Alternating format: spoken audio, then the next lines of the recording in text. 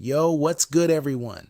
Welcome back to the channel. Today we're doing a deep dive into Gucci Mane's latest album, Episodes. Is it his best work in years? A return to form? A mixed bag? Let's break it all down. Before we get started, if you're new here, hit that subscribe button, drop a like if you love hip-hop reviews, and let's get into it. Episodes released October 17th, 2025. First, a little context. Gucci Mane has been one of the most consistent figures in trap music.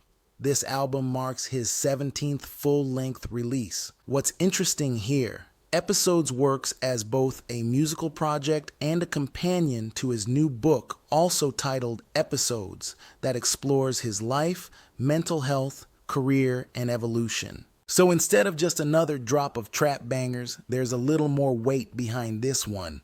Now, what do critics and fans say so far? According to review aggregator sites, the consensus is positive but with caveats. For example, one site calls the production pretty one note but still enjoyable. Another review praises how he revisits his trap roots while also showing growth and reflection. Let's talk sound. On Episodes, Gucci leans heavily into the trap of his youth, hard 808s, southern bounce, Memphis influence production, according to one review. The beats carry that familiar zone for him, Zone 6, ATL trap feel, but there's enough freshness that it doesn't feel stale. But full transparency, not every reviewer was head over heels. One critique is that the production becomes a bit one note, meaning a lot of similar tempo feel across tracks. And that matters. When you drop 23 tracks, yes, 23 tracks on this album, you need variety to maintain interest. Now let's dig into the lyrical side and themes. One of the strongest aspects of Episodes is how Gucci reflects on his journey. The trap days, the rise, the personal growth, even the mental health side of things, which is explicitly tied to the book. There's still the flex rap, the money, the lifestyle, yes, but it's framed with more self-awareness than maybe past projects. But again, there's criticism. Some feel that while the album brings growth, it doesn't push far enough in terms of depth. One review stated that the trap beats fall short on depth. Hip-hop high society. In short, yes, the themes are bigger, but the core is still trap braggadocio, so if you were hoping for a full-blown introspective metamorphosis, you may find yourself wanting. Let's pick some tracks that pop out. According to one reviewer, some of the top songs. Gucci Special, described as the highlight. Gucci glides effortlessly, unloading bar after bar about the next level lifestyle. Rich Ninja Problems, dark groove, Memphis style beat, he flips his flow impressively. Money, or classic Gucci flex, but riding a modern triplet flow and hypnotic production. Back Cooking, Fête OJ Juiceman, a nostalgic reunion meeting, energetic bounce.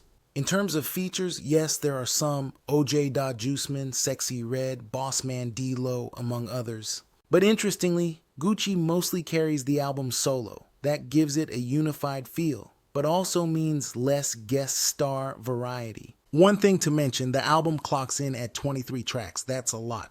With that many songs, pacing and cohesion matter. On the plus side, many reviewers say the album holds together fairly well. The sound, the themes, the energy are coherent. Ratings Game Music gives it a 77% and says it's one of the most self-care inspired albums in recent memory. On the flip side, the one-note production comment, see above, plus listener fatigue can come into play when you're in the 20s of tracks. So in terms of cohesion, yes, it mostly works, but in terms of trimming the fat, possibly there were a few songs that didn't need to make the final cut. Okay, so after all that, what's the verdict? How do I personally rate Episodes? Strengths. Gucci reasserts himself. Many feel this is his best album in years. Album of the year, strong trap production that still hits, a thematic edge of reflection and growth that adds depth beyond pure flex rap, consistent delivery even without heavy guest features. Weaknesses, some production repetition, not a ton of sonic surprises. With 23 tracks, a few moments track. For listeners wanting deep introspection beyond the flex and trap motif, it might not fully satisfy.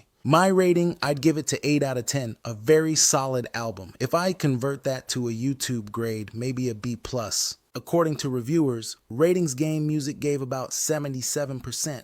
close to a 7.710 for example. So yeah, I agree with the consensus. It's a strong drop for Gucci Mane, even if it's not perfect. So that's my take on episodes. If you haven't yet listened, I definitely recommend it, especially if you're a longtime fan of Gucci Mane's trap roots. And if you circle back to it, pay attention to the book album interplay. That extra layer gives context. What do you think? Drop in the comments. What are your favorite tracks? Any you skip? Rate the album yourself. If you enjoyed this review, hit that like button, share with a friend who loves rap reviews, and if you're new here, subscribe and ring that notification bell so you don't miss future deep dives. Thanks for watching. I'll catch you in the next one. Peace.